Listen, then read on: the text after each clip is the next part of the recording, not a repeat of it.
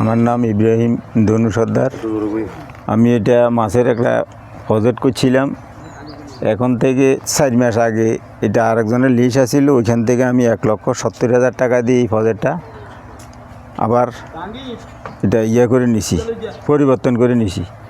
নেওয়ার পরে এখানে অনেক টাকার মাছ, যেহেতু আমার প্রতিপক্ষ এরা আর ওই জিয়া রহমানের কাছে ছিল, ওরে হুমকি দিছে, এই প্রজেক্টটা ছাড়ি চলে গেছে যে এখান থেকে মাছ নিতে হইতো না, এটা সেটা। গতকালকে রাত্রে ইউনুস এখানে ঘুরাফিরা করি আমার ছেলে আবু সাইদে দেখছে, সেইখান দিয়ে আমার জালের লগে খাড়াতা ছিল প্রজেক্টের, এখান দিয়ে সন্ধ্যার দানা 7:30 বা 8:45 এরকম হবে, সেইখানে এই বিষটা দিয়ে চলে গেছে কই ইউনুস, মোহাম্মদ ইউনুস, নুরুন নবী, ইয়াকুব, এরা 3 ভাই এটার সাথে জড়িত। তাদের সাথে মেলা মামলা মকদ্দমা চলে, এরা আমার সাথে খুব ঝামেলা করতেছে। আজ থেকে 4 দিন আগে আমার একটা ফার্ম মেশিন লিয়ে চলে গেছে কই আরেক প্রজেক্টের দিন। এই হলো আমার কথা। আমি এটা প্রশাসনের দৃষ্টি আকর্ষণ করছি, আমি এটা সুস্থ বিচার চাই। আমার এখানে এই প্রজেক্টে অন্তত আনুমানিক 5 লক্ষ টাকার মাছ আছে। তারা গ্যাস টেবলি দিয়ে সম্পূর্ণ মাছগুনা মারিয়ে এলাইছে। আমি এটা প্রশাসনের দৃষ্টি আকর্ষণ করি, আমি এটা সুস্থ বিচার চাই। এবং এই প্রজেক্টটা এমনি লিস্ট রাখছে জিয়ার থেকে 1,70,000 টাকার মাছ। কালকে রাত্রে 9টার পরে উনি দায়ী করতেছে, ওনার প্রতিপক্ষ ইউনুস নুর নবী, আমরা ওনার থেকে শুনছি। এবং টোটালে মিলে প্রজেক্টের আয়তন হলো একখানি মাছ আছে আনুমানিক ধারণা 5 লক্ষ টাকার। এতটুকু আমরা সমাজেরা জানি, মান্যগণ্য ব্যক্তি দীর্ঘদিন ধরে এদের এই প্রজেক্টে হামকি দুমকি দিয়েছে, আমরা শুনছি।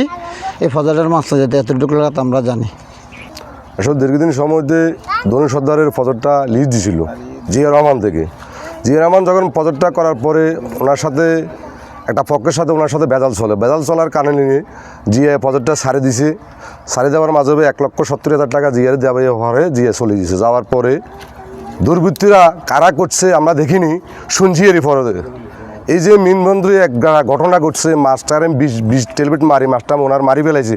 প্রশাসনের দৃষ্টিতে আমরা এটা সুস্থ একটা বিচার চাই, সুস্থ একটা সামাজিক হিসাবে, আমরা এলাকার আশপাশি হিসাবে আমরা এটা সুস্থ একটা তদন্ত চাই। এটা যে যারা প্রকৃত দোষী এদের সর্বোচ্চ সাথে যেটা হয়, কারণ এটা একটা জীব, এই জীবটারে ধ্বংস করে ফেলাইছে। মানুষের সাথে মানুষের প্রতিহিংসা থাকতে পারে, এই বিধয়ে যে এইভাবে একটা জীবের প্রতি এবার মনভান যদি একটা দুর্ঘটনা ঘটাইব, এটা একটা আমরা সুস্থ একটা প্রশাসনের দৃষ্টিতে একটা সুস্থ একটা বিচার চাই। কি বলবো, ইব্রাহিম ধনু সর্দার কাকা আমাদের সমাজেরই মানুষ, আমাদের এই সমাজের সর্ববর্তমান সভাপতি মসজিদের। দীর্ঘদিন ধরে উনি এখানে মাছ চাষ করতেছেন, মাছের পাশাপাশি ফসলাদি পেঁপে টেপে লাগাইছেন। দীর্ঘদিন থেকে ওনার প্রতিপক্ষ ওই যে যাদের নাম বলছেন, আসলে ওনার সাথে পারিবারিকভাবে জায়গা জমি সংক্রান্ত ভেজাল। তো ভেজাল থাকার কারণে মানুষের সাথে মানুষের ভেজাল থাকে, মানুষের সাথে মানুষের মত পার্থক্য থাকে।